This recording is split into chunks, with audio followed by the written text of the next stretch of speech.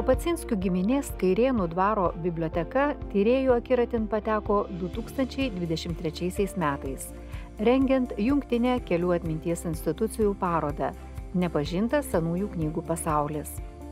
Parodos rengėjai siekia pristatyti ne tik jau žinomas giminių bibliotekas, bet pabandė atsekti dar iki šiol neidentifikuotas, galimai buvusias. Pats faktas, kad Lopacinskių giminė kaupė biblioteką Kairėnuose, buvo žinomas. Knygas pradėjo rinkti Lietuvos didysis raštininkas, Lietuvos Brastos vaivada Mikalojus Bernardas Lopacinskis. Vėliau biblioteką gausino jo palikuonis. Kolekciją ypač papildė Vilniaus kanauninko ir Žemaičio vyskupo Jono Dominyko Lopacinskio dėka. Jo knygos buvo žymėtos specialiu ekslibrisu ir į knygas įklijuojamų lapelių su rankraštiniu įrašu. Šie ženklai ir pasitarnavo Vrublevskių bibliotekos darbuotojoms fonduose ieškojusioms Lopacinskių giminės knygų.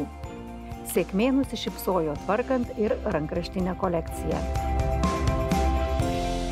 Tos rankraštinės medžiagos taip ir neturėjome. Nors pas mus saugomas Lopacinskių giminės fondas, tačiau daugiausia ten yra ūkiniai dokumentai, administraciniai dvaro valdymo dokumentai. Tai paraginta parodos kuratorės dar kartą pradėjau nuoseklę paiešką pačiose fonduose, tiesiog tikrindama kiekvieną dėžę ir taip tiesiog pačioje paskutinėje dėžėje atradau fondo papildymą, kuris laukia savo eilės, kada bus sutvarkytas ir štai rengiant parodą kaip tik ir atsirado ta galimybė pasigilinti ir būtent toje paskutinėje dėžėje ir buvo pati vertingiausia medžiaga, tai iki šiol nežinotas rankraštinis bibliotekos katalogas Lopacinskių Kairėnų dvaro, vėliau perkelta į Sarijo dvarą dabartinėje Baltarusijoje, bibliotekos katalogas, rašytas maždaug XIX amžiaus viduryje.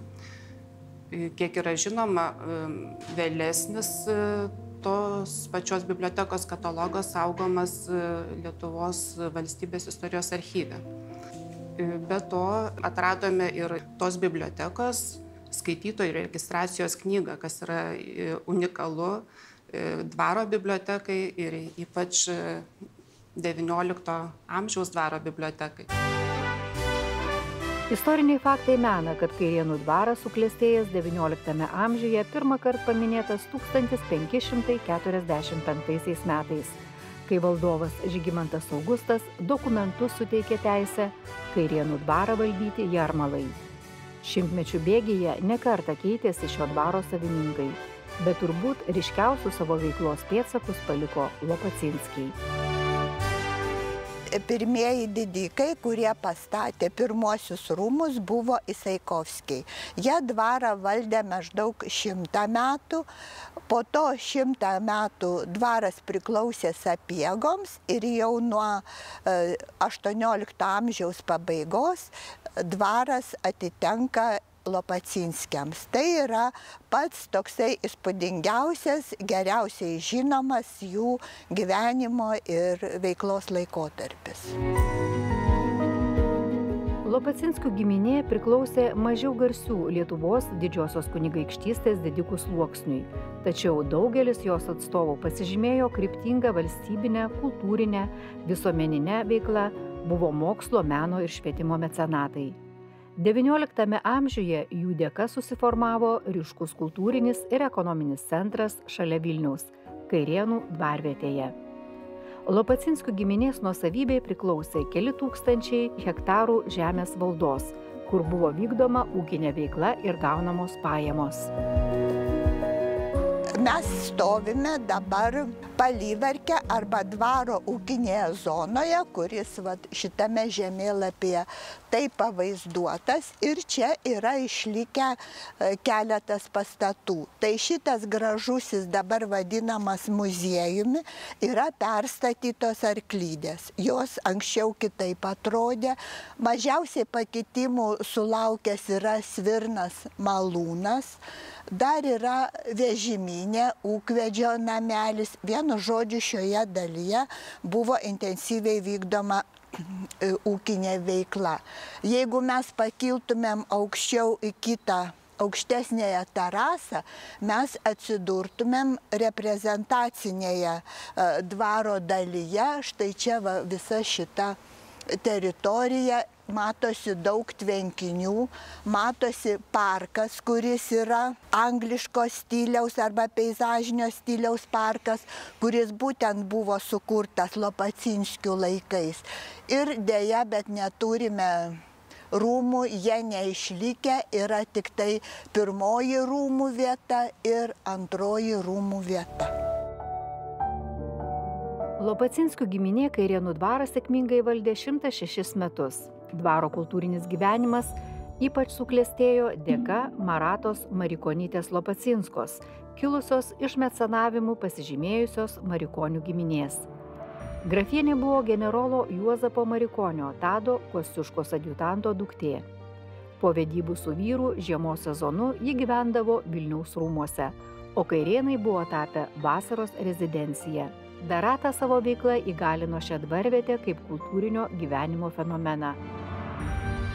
Dvaro sodyboje taip pat vyko labai aktyvus gyvenimas, ypatingai Dorotėjos ir Juozapo Lopacinskių laikais. Čia buvo ir vasaros teatras, ir buvo statomi spektakliai, ir buvo orkestras, lankydavosi įžymus žmonės, būdavo aišku visokių diskusijų, ne tik kultūrinių, būdavo turbūt ir apie sukilimą galvojama, nes jų sūnus Ignas Lopacinskis 1863 metų yra sukilimo dalyvis, Baltosios grupės, vienas iš vadų atsakingas už spaudą. Tai čia reikėtų labiau akcentuotis į vasaros sezoną, nes tai buvo daugiau vasaros rezidencija Lopacinskių. Žiemą gyvenimas persikeldavo į sostinę ir tuo metu 5 kilometrai nuo Vilniaus, tai jau buvo visiškai ne Vilnius, buvo Mickūnų valsčius. Bet vis tiek pakankamai netoli, kad būtų galima vasarą atvykti su karietomis. Svarbių faktų apie Kairėnų dvaro kultūrinę aplinką savo atsiminimuose pateikė literatė, artima Juozapo ir Daratos Lopacinskių šeimos draugė Gabrielė Giunterytė Puzinienė. Ji buvo tų laikų aukštuomenės gyvenimo liudytoja, todėl jos atsiminimai yra autentiški ir labai vertingi. Būtent iš jų sužinome apie grafienės Daratos Lopacinskos asmenį, jo šeimos narius, draugus, kultūrinius interesus bei ryšius, veiklą, kurios dėka XIX amžiaus pirmoje pusėje Kairėnuose buvo kultūros židinys išsiskiriantis pasak amžininkų kairėniškuoju gyvenimu. Ponia Lopacinska buvo sutverta gyventi didžiajame pasaulyje, nes pasaulis jos netitraukdavo nuo Dievo, tik atvesdavo naujų draugų. Laiko ir širdies jau užtekdavo viskam. Maža to, kad atviri namai laukė, kvietė ir vaišino visus taip, kad niekur ir nebūdavo taip linksma kaip čia. Šeimininkė dar kiekvienam atskirai, kad ir nereikšmingiausiai figūrai norėjo ir mokėjo pasakyti malonų žodį, net parodyti draugiškumą, nes ji buvo maloni ir visiems. Taip apie Kairėnų dvaro šeimininkę rašė viena iš jos viešnių ir draugių Giunterytė Puzinienė. Dorotėja iš tikrųjų buvo labai spalvinga asmenybė, apie ją yra daug gražių prisiminimų palikę, o jinai buvo kilusi iš garsios Marikonių giminės, kuri irgi buvo labai savo kultūrinę veiklą pasižymėjusi, taip kad jinai atsinešė šitas tradicijas ir Kairėnuose tikrai vyko labai intensyvus ir gražus kultūrinis gyvenimas. Grafienės namai prie Vilniaus būdavo visiems atviri ir svetingi. Ji nuolat rengdavo pasilinksminimus, maskaradus, meninius vakarus, koncertus. Tai ir buvo kairėniškojo gyvenimo būdas. Pati buvo tartum vaikščiojantis madų žurnalas, nes 2 kartus su ta pačia skrybėlaite ar suknele jos niekas nematė. Dar 1812 metais caras Aleksandras I Viešėdamas Vilniuje, ją paskyrė caro rūmų freilina. Darata Lopacinska visą gyvenimą mėgo prabangą.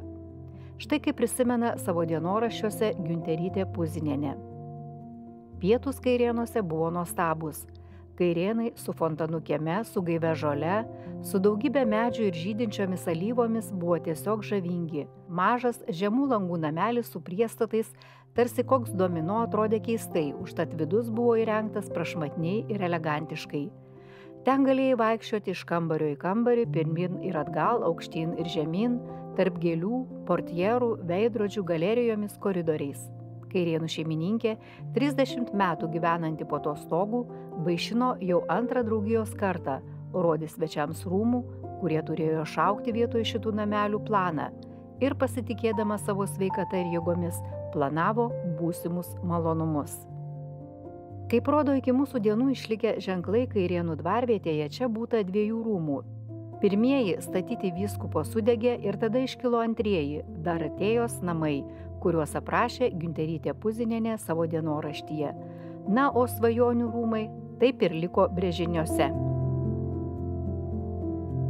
Būsimasis Žemaičių vyskupas rekonstravo jau buvusi pastatą, kaip mes vadiname, pirmųjų rūmų vietoje. Nėra labai tiksliai žinoma, bet aišku, kad buvo gaisras. Aišku, kad buvo gaisras, nes jau tiksliai žinome, kad 1821 metais ant šitų rūmų pamatų buvo jau pastatyta ir pašventinta koplyčia.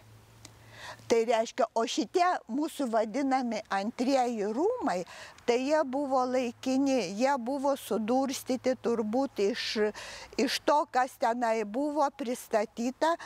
Iš išorės jie atrodė mediniai ir labai kuklus, bet viduje buvo tikrai labai daug kambarių ir jie visi buvo labai prabangiai įrengti ir ten yra inventorius, kur iš tikrųjų yra aprašytas kiekvienas kambarys, 1846 metų inventorius. Tai ten buvo ir biblioteka.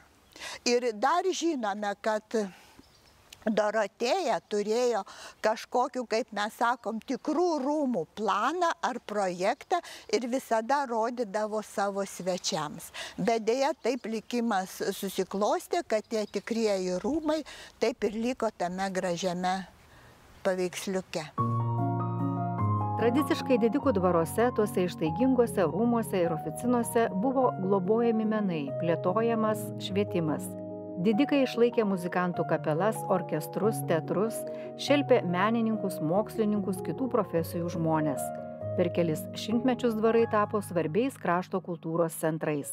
Nuo 18 amžiaus didikų reprezentaciniuose rūmuose, vasaros rezidencijose sparčiai kūrėsi dvarų teatrai.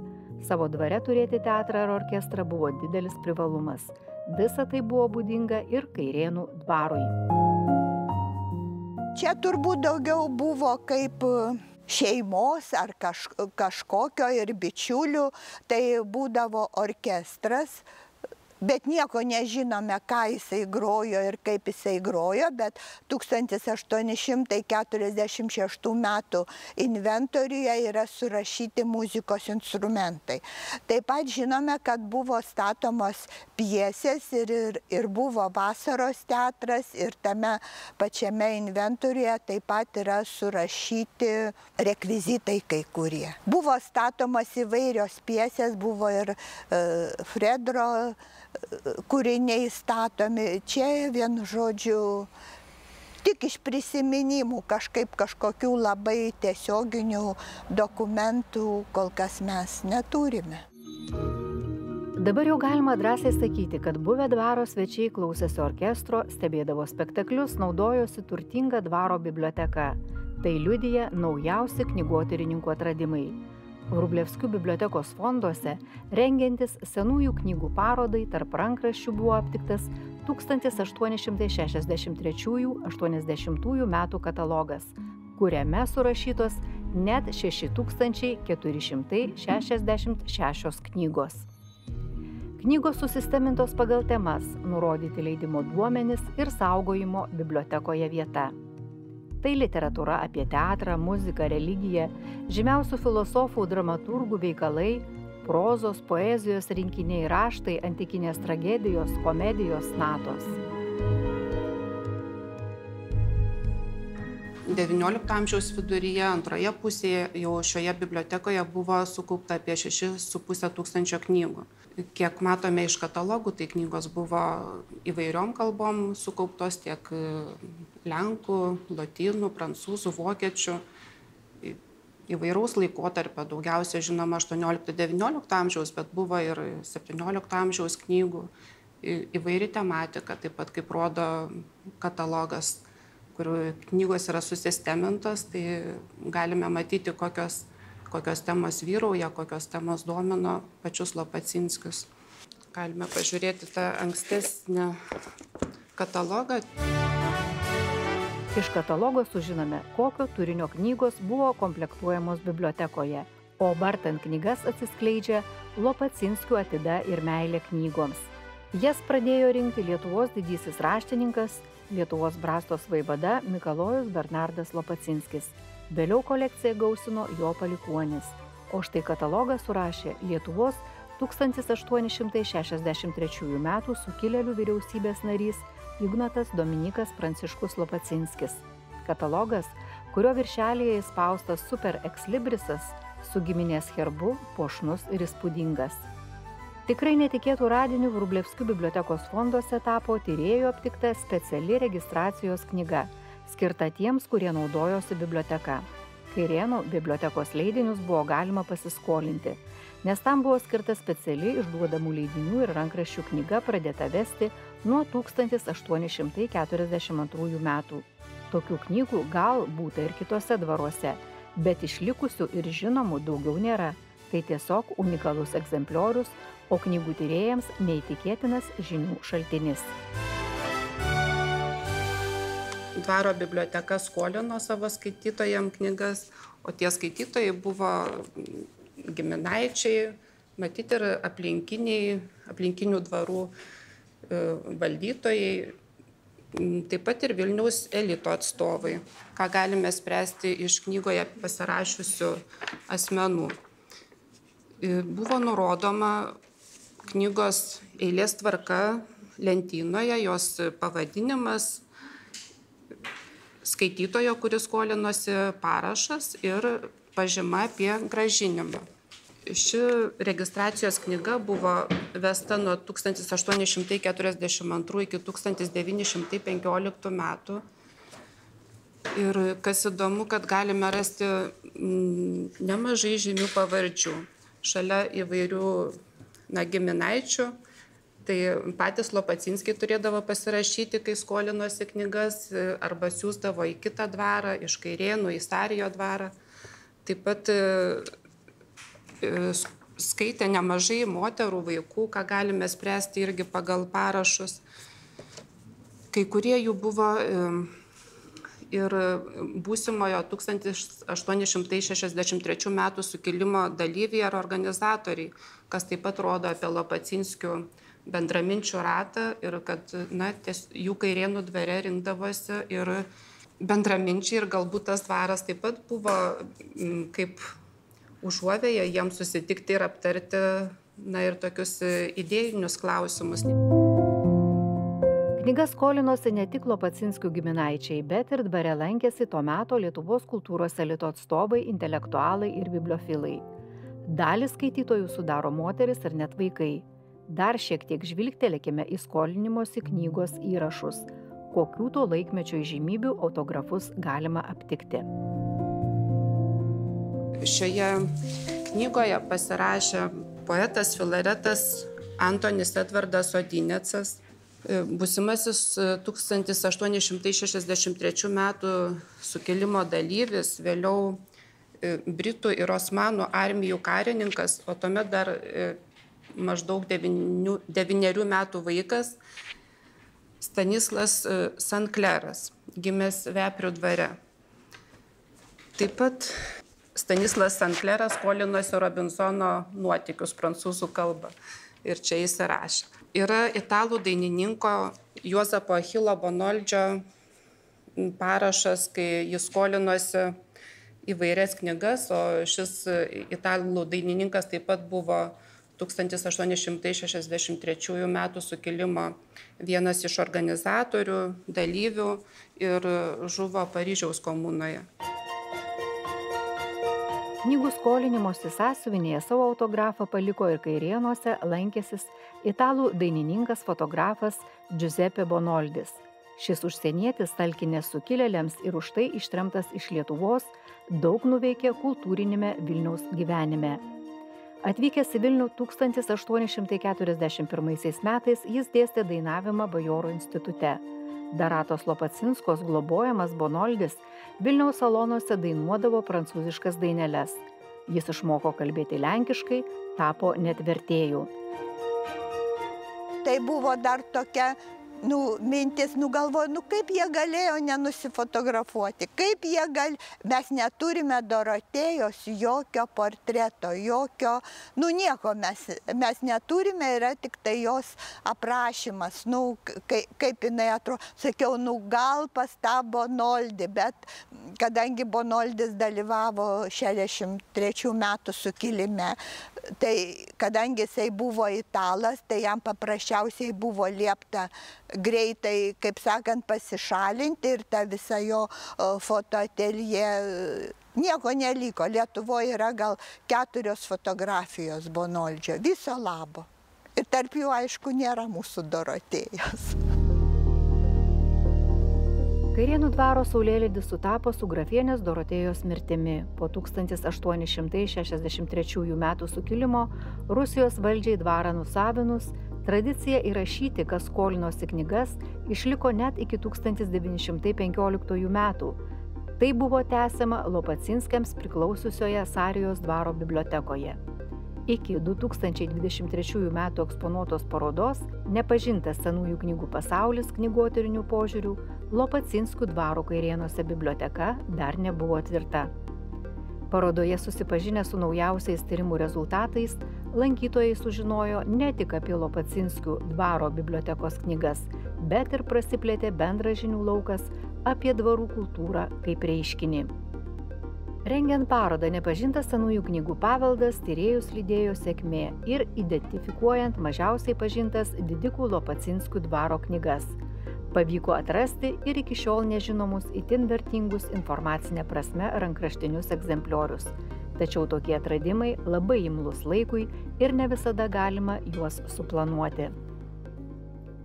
Pratęsiant gražias XIX amžiaus dvaro tradicijas, Kairėnų dvarvietėje šiuo metu įsikūręs Vilniaus universiteto botanikos sodas skaičiuoja jau 50 savo sėkmingų gyvavimo metų. Didžiuojasi savo turtingą praeities istoriją, kuris vis papildoma naujomis žiniomis. Tad sodo lankytojus džiugina ne tik gražiai tvarkoma parko aplinka, klestinčios gėlių kolekcijos, bet ir tradiciškai tęsiamas kultūrinis gyvenimas, organizuojant renginius ir parodas.